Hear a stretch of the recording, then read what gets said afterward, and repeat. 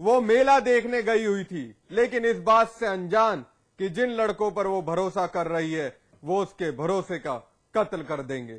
लड़कों की गंदी नजर थी लड़की पर। लड़की तो उस जाल में फंस चुकी थी जिसकी साजिश हैवान लड़कों ने रची थी, और फिर हैवान लड़कों ने लूट ली लड़की की आबरू। लूट, हत्याएं, बलात्कार, अपराधियों का बोलबाला रोजाना अंजाम दी जा रही हैं। वारदात पर वारदात, लेकिन यूपी पुलिस और प्रशासन नहीं ले रहा सुध, क्योंकि एक बार फिर नाबालिग लड़के की कुचल दी गई मासूमियत।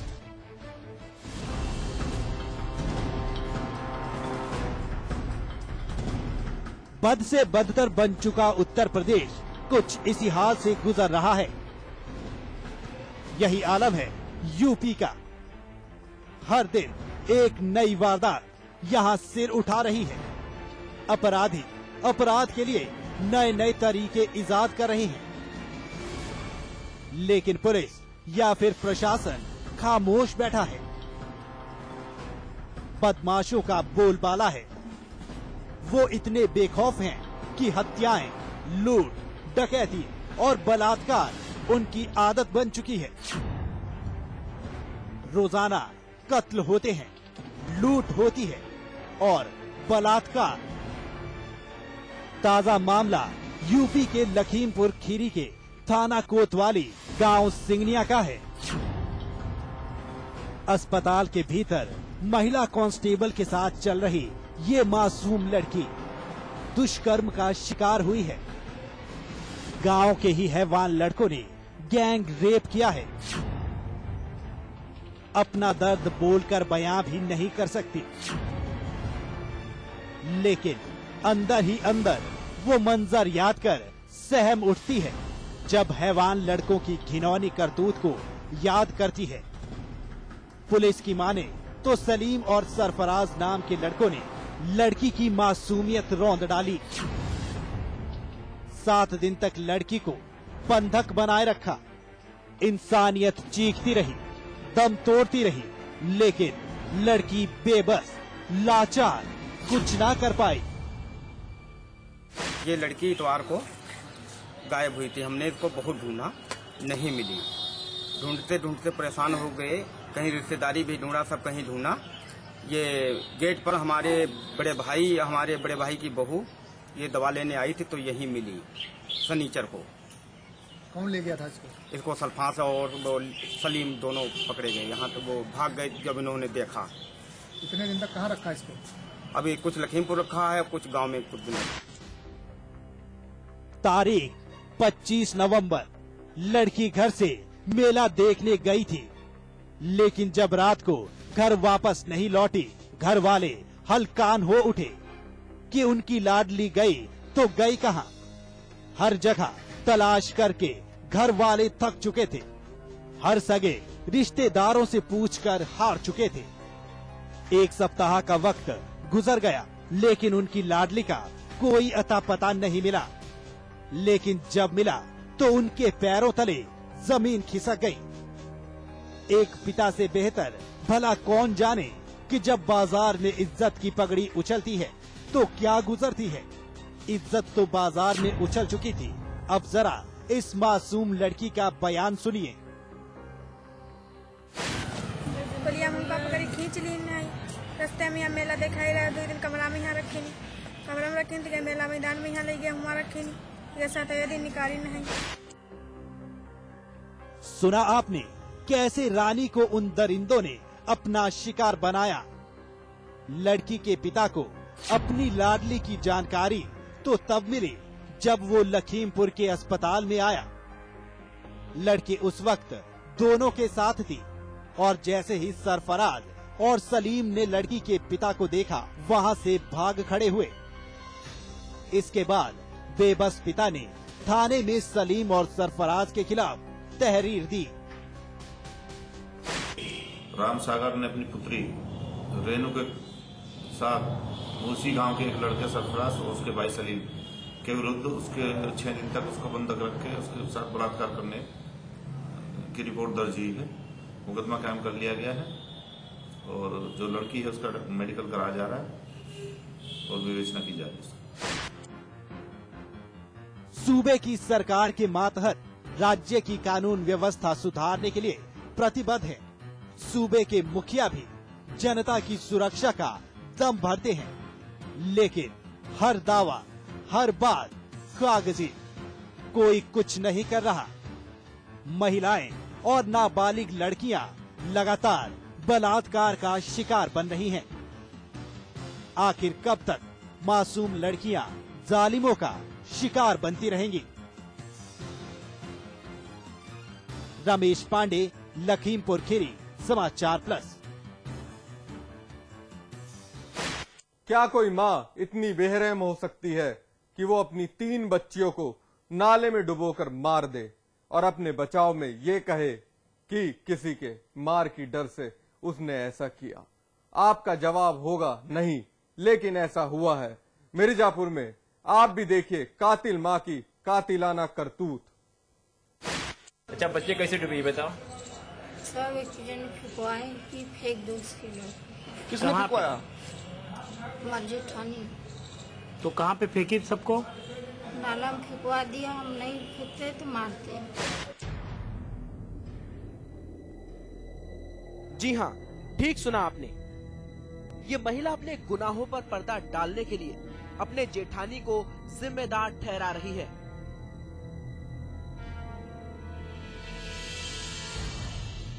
लेकिन 7 महीने से लेकर 8 साल तक की 3 बेटियों को नाले में डुबोकर मार देने वाली इस हत्यारी माँ की आंखों में आंसू का एक कतरा तक नहीं है। ममता के नाम पर कलंक इस महिला की अपनी 2 बेटियां 7 महीने और 1.5 साल की थी। तीसरी लड़की अर्चना सरिता के सौतन की बेटी थी, जो अपनी मां की मौत के बाद सरिता के साथ ही रह रही थी। एक बार फिर सुनिए इस हत्यारी मां की करतूत। अच्छा, बच्चे कैसे डूबी बताओ? सब एक जन फुकवाए कि फेंक दो उसके लोग। किसने फुकवाया? मस्जिद ठानी। तो कहाँ पे फेंकी सबको? नाला में फेंकवा दिया, हम नहीं फेंकते तो मारते। मडिहान थाना इलाके के कलवारी गांव से सटे बरदहवा नाले से 5 दिसंबर को 3 बच्चियों का शव मिलने से इलाके में सनसनी फैल गई थी। गांव वालों की खबर पर मौके पर पहुंची पुलिस ने महज 2 दिनों में मासूमों को मौत के घाट उतारने वाली आरोपी महिला को गिरफ्तार कर लिया और सरिता के पति और उसकी जेठानी के खिलाफ भी मामला दर्ज कर लिया। उसकी शादी जो है चौबेपुर में प्रमोद से हुई थी। वह जो है अपने पति और जेठानी के प्रताड़ना से क्षुब्ध होकर के जो है इन बच्चियों की माने पानी में डुबा करके मार दी थी।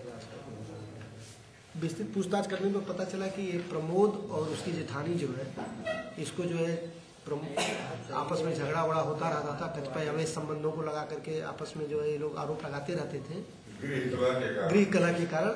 तो इसके बाद क्या हुआ कि ये जो है उससे नाराज रहने लगी। ये बाबा अपने पति को मना भी करती थी। बताया जा रहा है कि 5 साल पहले मडिहान थाना इलाके के धुरकर गांव की रहने वाली सरिता की शादी चौबेपुर निवासी प्रमोद से हुई थी। प्रमोद की दूसरी पत्नी सरिता ने शादी के बाद 2 लड़कियों को जन्म दिया। हालांकि पहले शादी से भी प्रमोद को 2 लड़की और 1 लड़का हुए थे। परिवार में लगातार पैदा हो रही लड़कियों से सरिता को हमेशा ताने दिए जाते थे, जिससे तंग आकर उसने 3 बेटियों की हत्या कर खुदकुशी की योजना बनाई थी। लेकिन तीनों बेटियों की हत्या कर खुद घर लौट गई। हालांकि इस महिला ने अपनी ममता का कत्ल तो किया ही, लेकिन सबसे बड़ा सवाल ये है कि इस मामले में समाज की वो दकियानूसी सोच दोषी नहीं है जो बेटी पैदा करने पर मां को अपराधी बना देता है। अंकित पांडे, मिर्जापुर, समाचार प्लस। एनकाउंटर में आज बस इतना ही, लेकिन हमारी आपसे एक अपील, मुस्तैद रहिए जुर्म की हर उस दस्तक को सुनिए जो कभी भी आपकी दहलीज पर दस्तक दे सकती है। नमस्कार।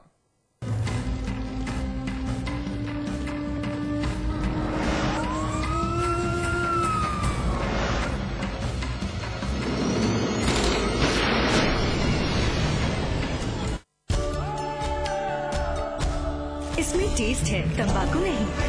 आप भी आजमाइए रजनीगंधा।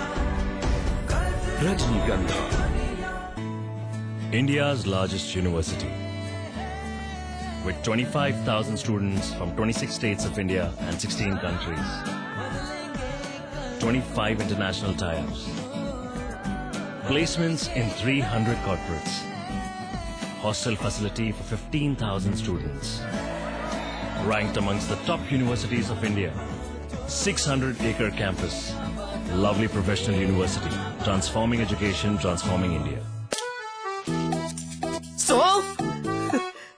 इलायची, खजूर, मिश्री, वाह, सब एक से बढ़कर एक है, मगर कोई अपना बड़प्पन नहीं जताता, है ना? रहो हमेशा पास पास।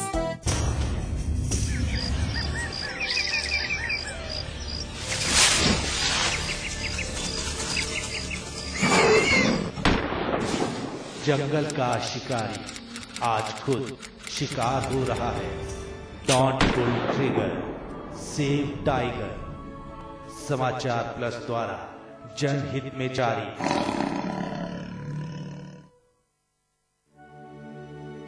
स्वाद बड़ी चीज है, स्वाद से बढ़कर कुछ नहीं। तुलसी सादा पान मसाला। आपको देने ज्योतिष, वास्तु, तंत्र और रत्नों से जुड़ी सलाह। आ गए हैं फलित वास्तु एवं प्राच्य विद्या विशेषज्ञ पंडित दिवाकर शर्मा। आपके जीवन की हर बाधा को दूर कर उसमें बढ़ाने आनंद का प्रवाह। हमारे खास कार्यक्रम आपके सितारे में रविवार सुबह 8:30 बजे सिर्फ समाचार प्लस पर। उठेगा अब हर वो मुद्दा जिनसे जुड़े हैं आपके सरोकार। अपनी जिम्मेदारी से पल्ला झाड़ नहीं सकेगी कोई भी सरकार। हर गुनहगार के हाथ में लगेगी हथकड़ी। विकास की राह में कोई भी बाधा न हो सकेगी खड़ी, क्योंकि खत्म हो गई है अब इंतजार की घड़ी।